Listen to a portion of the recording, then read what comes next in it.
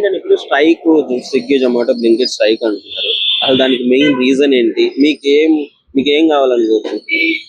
So మాకు వచ్చి actually ఏంటంటే ఇప్పుడు ప్రెసెంట్ ఉన్న సిచ్యువేషన్ లో చాలా వరకు మెయిన్ ప్రాబ్లం రేట్ కార్డ్ అండి. రేట్ కార్డు నెక్స్ట్ వచ్చేసి వీళ్ళకి ఏంటంటే ఊ, జనాలు కావాలని చెప్పేసి ఎప్పటి నుంచో స్టోర్ స్టార్ట్ అయినప్పటి నుంచి మేము చేస్తాను. కానీ ఇక్కడ వీళ్ళకి ఏంటంటే ఎవరైనా కొత్త వాళ్ళు వస్తే ఇమీడియట్ గా వాళ్ళు వచ్చినట్టు తీసేసుకుంటున్నారు. దానివల్ల ఏమంటే పాత వాళ్ళకి ఎఫెక్ట్ పడుతుంది.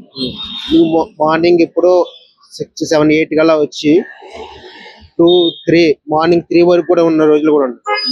మార్నింగ్ 3 వరకు నాకు 3 మార్నింగ్ 8 వస్తే నేను 3 అయింది. నాకు 3 వరకు నేను నా ఎర్నింగ్స్ ఎట్లా చూసుకుంటే 1500 అన్ని గంటలు కష్టపడితే వచ్చింది 1500. ఇంతకు ముందు వరకు ఆ 1500 12 వరకు వచ్చి ఉండేది.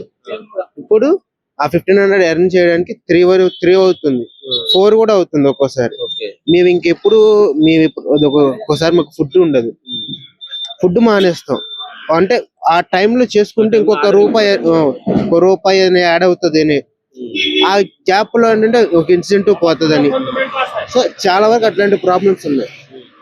సో కంపెనీ ఏంటంటే మెయిన్ గా కొత్త వాళ్ళని రిక్రూట్ చేసుకోకుండా పాత వాళ్ళు ఉన్న వాళ్ళతో చేసుకుంటే బెటర్ అనేది నా ఒపీనియన్.